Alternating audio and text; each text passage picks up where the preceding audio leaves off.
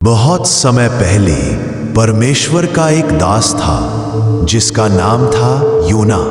वह एक नबी था जिसे परमेश्वर ने चुना था अपने वचन को लोगों तक पहुंचाने के लिए। एक दिन परमेश्वर ने योना से कहा, उठ नीनवे नगर में जा और वहां के लोगों से कह कि वे अपने पापों से मन फिराएं, क्योंकि उनकी बुराई मेरे सामने आ गई है।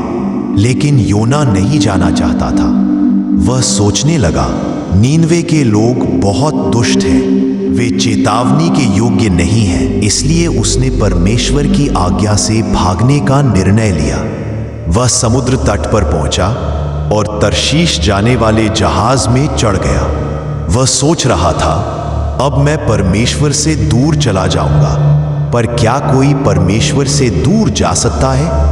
नहीं, कभी नहीं। थोड़ी देर बाद समुद्र में भयंकर तूफान आया। लहरें उठी, जहाज डगमगाने लगा। नाविक डर गए। उन्होंने अपने अपने देवताओं को पुकारा, पर तूफान और बढ़ता गया। फिर उन्होंने योना को पाया। वह जहाज के नीचे सो रहा था। उन्होंने पुकारा, उठो, अपने परमेश्वर से प्रार्थना करो, शायद वह हमारी सुन ले। फिर उन्होंने चिट्ठियां डाली कि यह विपत्ति किस कारण आई, और चिट्ठी योना पर निकली। योना ने कहा, यह सब मेरे कारण है। मैं परमेश्वर से भागा हूं। मुझे समुद्र में फेंक दो तो तूफान शांत हो जाएगा। नाविकों ने पहले हिचकिचाया, पर अंत में उन्होंने योना को समुद्र में फेंक दिया और तुरंत तूफान शांत हो गया। परमेश्वर ने योना को मरने नहीं दिया। उसने एक बड़ी मछली भेजी जिसने योना को निगल लिया। 3 दिन और 3 रातें योना मछली के पेट में रहा। अंधकार और गहराई में उसने परमेश्वर को पुकारा। जब मैं संकट में था, मैंने यहोवा को पुकारा और तूने मेरी सुन ली। मछली के पेट में योना ने प्रार्थना की, हे प्रभु, मैंने तुझसे मुंह मोड़ा था, पर अब मैं जान गया हूं कि उद्धार केवल तुझसे ही मिलता है।